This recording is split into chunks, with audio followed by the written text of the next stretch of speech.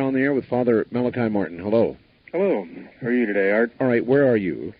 I'm in Austin, Texas. Yes, sir. Oh. Yeah, and I believe it was you, Art, first of all, that was asking why there was such a big change in the Catholic Church, and I was just going to suggest that if you think about it, there's probably no other religion anywhere that's quite as organized as that, so if you're wanting to weaken something, that'd be a good place to hit first, wouldn't it? Yes, it would. He's quite right. And for the father there, I wondered, has he encountered any things that are left from before there were, I guess you'd have to say, heaven and hell were separate? I really don't understand the question fully. Please. Things that were around before there was a world. Before there was a world? Yeah. Well, the Lucifer and Satan and the other devils that we deal with today existed before there was a world. Mm-hmm. Anything besides them? Yes. Yes? A whole lot of stuff for which we have no human names. Oh, now there's an answer I did not expect. Yep. It's very hard. There's no name. We have no human names. Because we have no physical images, so we can't have human knowledge of it. It's very hard to explain this. And it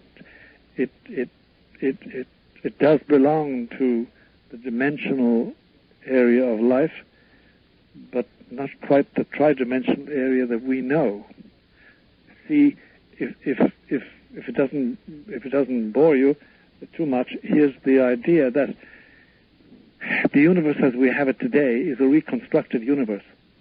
Okay. Oh, look, this is... I'm going to ask both of you to hold on, and we'll pick up on this after the top of the hour, okay? This is too good to let go, so can everybody hold on? Sure. Certainly. All right, good. Both of you then. Back now to Father Malachi Martin in Manhattan. Father, how are you holding up? Fine. Could not be better, Art. All right. This was one of the most interesting questions or answers to a question I've heard. Caller, are you there? Yes, I am. All right. The question was, what was on earth, if anything, before man? Father, you said that Satan and his disciples were here, but you said there were others as well.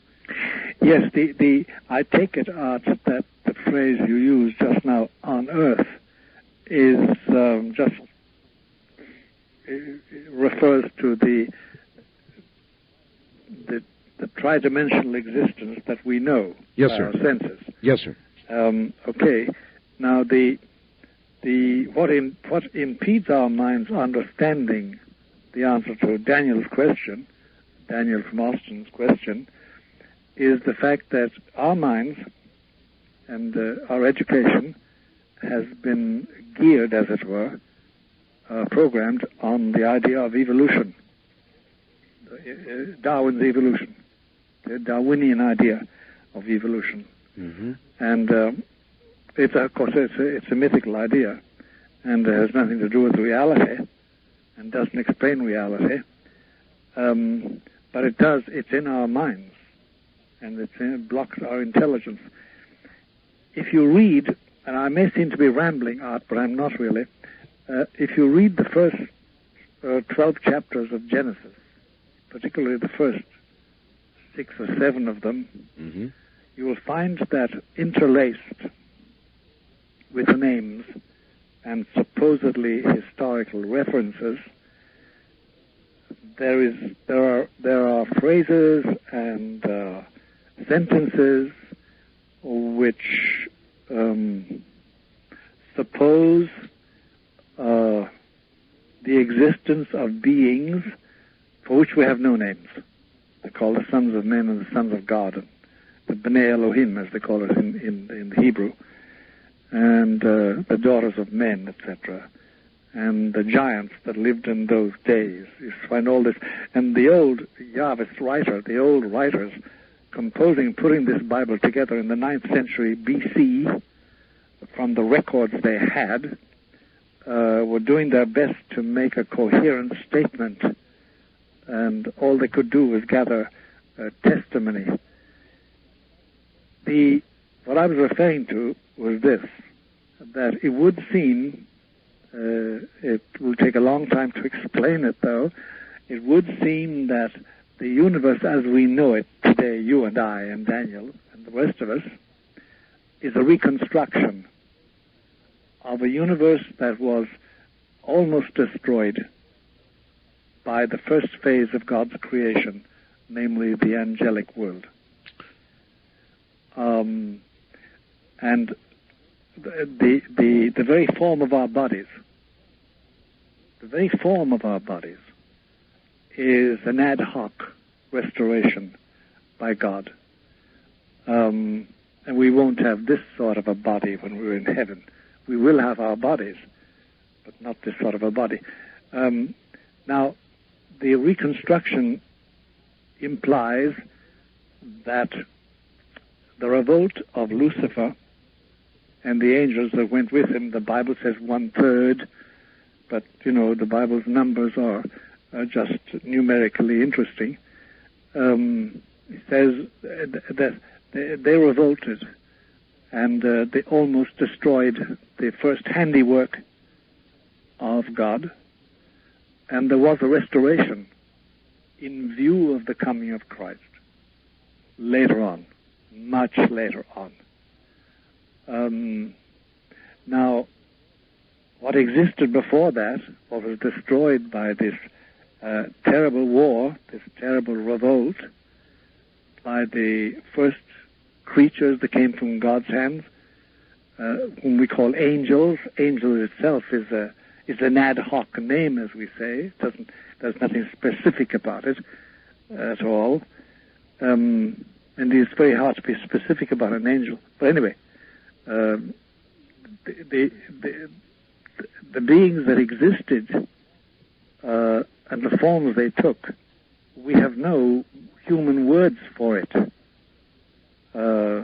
Those chapters of Genesis, the early chapters, they try to fix names like the sons of God, the B'nai Elohim, and B'nai Ha'adam, and the daughters of men, and the sons of God, and the giants, etc. They're all hawk names.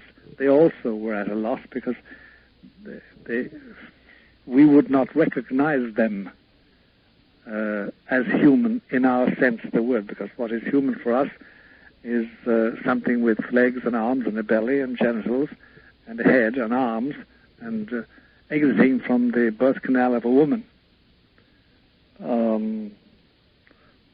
But then what we're left with, and where we can track it, but it's a difficult and a long tracking process, is this, that there is this middle plateau, which is the remnant of the old original created material cosmos, and that on that plateau, Lucifer and his crowd still function and will until the last day of this cosmos, when it's all blown away by the breath of Christ's mouth, and only heaven and hell exist. Now, that may not be much of an explanation, but at least it's the start. It's the first level of an expression or explanation of what I meant. Help you out, caller? I was wondering if you had very much problem dealing with those type of entities that are leftovers. If I stay with my protection, no. If I step outside my protection, yes, I have what can be literally called a hell of an amount of trouble. Okay. Wildcard line?